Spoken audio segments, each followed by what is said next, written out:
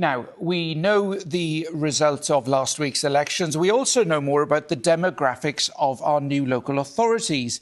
There's been an 8% increase in the number of women elected to 36% across Wales. But some say it's still not enough. Let's discuss this with Cllr Sue Lent and Councillor Anne Asprey, who have both come into the studio for us tonight. Thank you very much indeed for coming, and congratulations to both of you for being elected. To start with you, and first of all, you've been newly elected for Plaid Cymru in the Vale of Glamorgan. Why did you decide to become a councillor? Well, I think basically I grew up in a male-dominated world, and more I have seen that women are being put forward for promotion and also in elections, especially in Dinas Powys with Plaid Cymru. So I started to take an interest in the local community council. So 5 years ago, my name was put forward to become a community council representative, and I thoroughly enjoyed it, getting involved in lots of different issues in Dinas Powys, which is a lovely place to live. And then at the last election, my name was put forward for the county election. I see, OK. So that was your route into it. Sue Lent, you're a veteran councillor at Cardiff Council. Why has this been, in your experience, such a kind of stubborn problem, you know, to get the number of women interested in going into their local council? I suppose it's a historic thing. I mean, I was first elected over 30 years ago onto the old South Glamorgan. And I remember getting there, and in the Labour group there were 7 women and 33 men.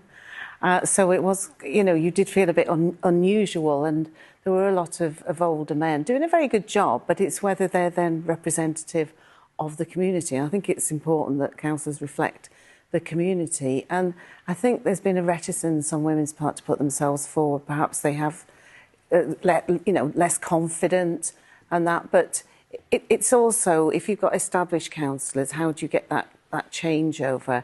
And I know, certainly in the last 10 years in Cardiff, there's been a big effort to have positive action, so that in wards like mine, where there's 4 members, we would have 2 women and 2 men. I have to say my ward has always been very good for putting women forward, but that's what's happened. And this, particularly now, the election we've just had, I think because we've won a lot of extra seats, I mean, I can only talk in terms of Cardiff, but we've now got 27 women and 28 men. So we've achieved 50-50 really, but that has been very much with people spearheading.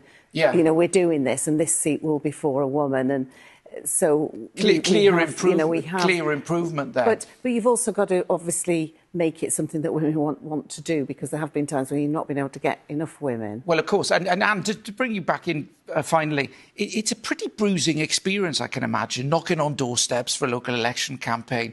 Frankly, it's difficult to get anyone to become a member of the local council, never mind, you know, women. How did you find it? I found knocking on doors is not as easy as some people think it looks. Well, I've been lucky because we had another community councillor with us called Richard Griggs, and another one, Chris Franks, who were quite experienced. So in the beginning, I followed those around and stood behind them until I had the confidence to go forward. And now I'm confident I can actually do it. OK, right. Thank you very much indeed. Sue Asprey and Sue Lent, thanks for your stories there. And congratulations again on joining and being voted in with your local council. Cheers. Thank you. Thank you.